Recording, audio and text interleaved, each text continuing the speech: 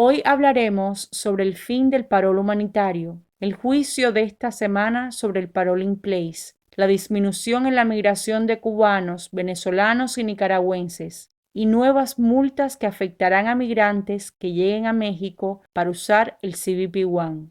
También se responderán dudas sobre la I-220A y las peticiones familiares. Se espera que el próximo gobierno de los Estados Unidos ponga fin al parol humanitario. ¿Esto afectará a los beneficiarios que actualmente están en los Estados Unidos? Sí, buenas tardes, gracias por la invitación. No debería ser, pero pudiese ser, porque el parol es una protección temporal, una ficción jurídica donde se da una protección a las personas y se podía revocar eso. No creo que se llegue hasta ahí, pero podría hacerse y a las personas se podría establecer un sistema de control a través de ICE, que una vez expirado ese parol, tuviesen un control con una supervisión hasta un posible traslado a sus países de orígenes o su retorno. No debería ser, no quiero ser alarmista, que se suspenda antes que cumpla los 2 años las personas, pero facultades pueden tener el Ejecutivo para hacerlo. ¿Hay posibilidades de que sigan aprobando casos de parol humanitario antes del cambio de gobierno? Yo creo que sí, pero la realidad es que en los últimos meses la cifra de aprobación ha sido muy lenta y muy poca comparado con los meses anteriores. Casi ha sido como 1000 peticiones mensuales comparado con el crecimiento o con el número de aprobaciones anteriores. Ha sido extremadamente reducido y creo que se va a mantener esa misma tendencia, no va a aumentar. También se espera que eliminen el CBP-1. ¿Cómo afectará esta decisión a las personas que están esperando cita en México? Yo creo que al eliminarse el CBP-1, realmente las personas que están pendientes de cita pues no van a poder concurrir. Básicamente va a ser el proceso tradicional de los puertos de entrada y si se mantiene ese CP1, un mecanismo en línea para la entrevista, porque lo que puede hacer es mantenerse el programa para entrevista a las personas, no creo que se le va a tocar parol. eh, Se va a hacer una entrevista de medio creíble en situ o tratar de hacerlo y una de las cosas que se ha hablado es la reimplantación, claro, previo a la aprobación del gobierno mexicano de la política de retorno a México pendiente de la cita en corte, es decir, que las personas no entren al país. Pero evidentemente la cifra de ese CBP-1, donde las personas llegaban, los procesaban y sin una entrevista de miedo creíble, le daban una cita, le daban un parol en la mayoría de los casos, pendiente de un proceso de corte, eso se va a acabar. ¿Cómo funcionaría entonces el tema de la frontera? Se volvería a la manera tradicional de las personas llegando a la frontera pidiendo una cita. ¿Cómo se pediría la cita? Yo creo que se va a mantener un mecanismo en línea, pero las posibilidades de ingresar a Estados Unidos se van a ver enormemente reducidas y la teoría que hay es que las personas deben permanecer el mayor tiempo posible fuera antes que tengan la entrevista de miedo creíble en la frontera y que habrá una determinación como antes se hacía con la política. Se habla hasta de la reinstauración del título 42. Para eso tiene que haber elementos que conlleven a la justificación del mismo. Yo creo que es un poquito prematuro decir que eso va a suceder, eh, pero lo que evidentemente va a haber un cambio drástico en la implementación de la política migratoria de las personas que entren por la frontera de manera sin una autorización inicial o una visa o un parol. ¿Qué decisión judicial se ha tomado sobre el programa de parol in place? Sí, de manera, hay una decisión donde se considera que el gobierno no tiene facultades, no tenía facultades para haber autorizado este programa y que había actuado ultra vires y que sus facultades se habían excedido. El Ejecutivo de Estados Unidos lo que puede es ejecutar la política migratoria, pero el que delinea la política migratoria es el Congreso que delega en sus agencias y básicamente, pero todo tiene que estar basado en la ley migratoria y se considera, este juez consideró lamentablemente que se había actuado contrario a derecho y prohíbe la, la continuación y deroga el programa Parole in Play. Esto podría ser apelado a un circuito federal, pero teniendo en cuenta el poco tiempo de la administración, es poco probable que así sea. Lo que sucede es que el juez considera que no había facultades legales para el Ejecutivo para implementarlo. Lamentablemente, esto es un gran golpe porque había muchas peticiones que ya se habían sometido y que se le da un mecanismo y una posibilidad a las personas sin tener que salir del país y que eran familiares inmediatos de ciudadanos americanos o hijos de estos familiares de esposos americanos menores de 21 que estando aquí por un periodo de 10 años podrían, previo a aprobación de un parol, someter la I-485. La cifra era casi 500.000 personas, se estimaba que podrían ser objeto de este beneficio y era en su momento como fue la 245I, permitía a las personas que no habían entrado de manera legal al país sin tener que salir o pedir una I-601A, someter la I-485. Lamentablemente la decisión del juez del distrito de Texas, donde estaba este pleito, le da razón a los demandantes, que eran 19 estados de la Unión, y cancela la ejecución del programa, eliminando por el momento la posibilidad de darle los beneficios migratorios a todas estas personas. ¿Cómo afectarán las nuevas reglas anunciadas por Panamá a migrantes que quieran llegar a México para usar la aplicación CBP One?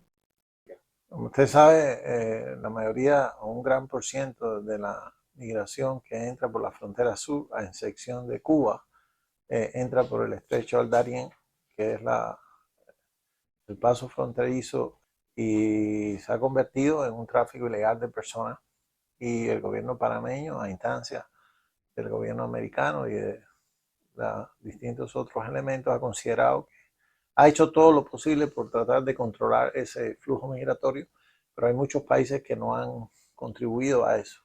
Y en base a eso, yo creo que no le ha quedado más remedio que establecer sanciones económicas para las personas que crucen, para tratar de evitar o no incentivar que estas personas lleguen con el alto costo económico que tienen. Y son multas que, si la memoria no me falla, oscilan entre $1,000 hasta $5,000 por individuo y que van a ser implementadas de manera inmediata y que va a afectar evidentemente las posibilidades financieras de este tráfico ilegal de personas de continuar pasando por el estrecho del Darién. Habrá que ver cómo funciona eso en realidad y las posibilidades reales de ejecución y el enforzamiento por parte de las autoridades de Panamá, pero el hecho, yo creo, cierto también va a ser que con el cambio de gobierno la política migratoria se va a endurecer enormemente y en el caso de la frontera sur de Estados Unidos, las posibilidades de continuar de la manera que estaba van a disminuir de una manera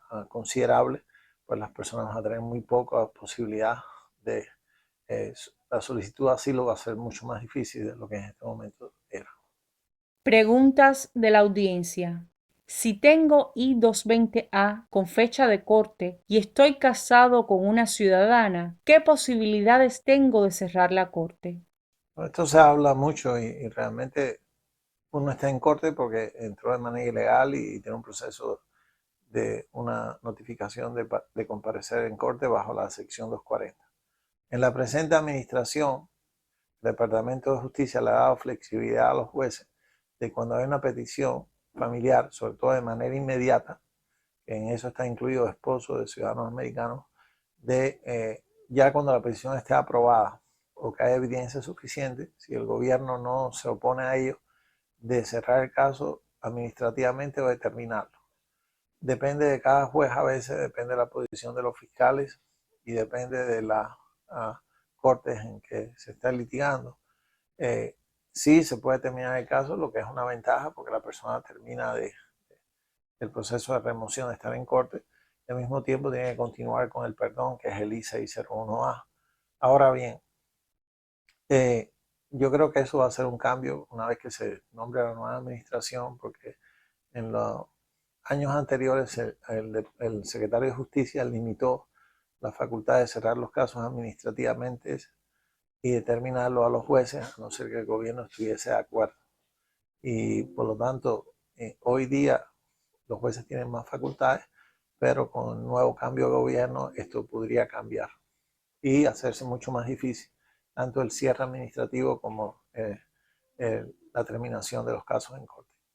Tengo I-220A y mi padre ya es ciudadano. Tengo una petición aprobada de cuando él era residente y tengo residencia pendiente hace 1 año y medio, pero aún no tengo corte en el sistema. ¿Qué me recomienda?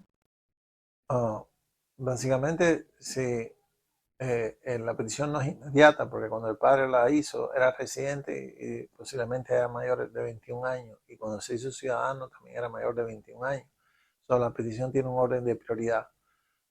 Si la petición la aprobaron y la visa está disponible en el Centro Nacional de Visa, puede considerar iniciar el proceso del I-601A, que es el perdón por la entrada ilegal. Ahora, si tiene una aplicación pendiente de residencia, no puede someter el perdón por la I-601A porque se lo van a negar, porque un caso con una I-601A no puede tener una aplicación pendiente de residencia.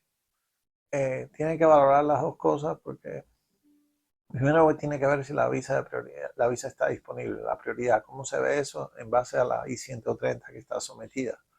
Si la fecha de prioridad cayó, entonces puede considerar si va a iniciar el trámite consular con el perdón de la I-601A. Ahora, consciente de que si va a iniciar un I-601A, no puede mantener la aplicación de residencia que tiene. Si tiene una I-220A y no tiene parol, pudiese cerrar la aplicación de la residencia si realmente quiere continuar con el proceso consular. Pero si realmente quiere darle una oportunidad al tema de la residencia, debe dejarla ahí en la residencia y valorar no hacer la I-601A, pues las dos cosas paralelas no se pueden hacer. Si me caso con mi novia que está en Cuba, ¿ella puede entrar a los Estados Unidos? Pudiese entrar, sí, si usted es residente o ciudadano. Si es ciudadano, entra más rápido porque es una petición inmediata, previa aprobación de la I-130. Y si es residente, también puede hacer una I-130 y previa aprobación y que la visa esté disponible, porque esa es la segunda parte en el caso de residente, que no es inmediata. Al no ser inmediata, aunque se la aprueben la petición inmigración, tiene que esperar que el calendario de visa caiga, que es la categoría F2A.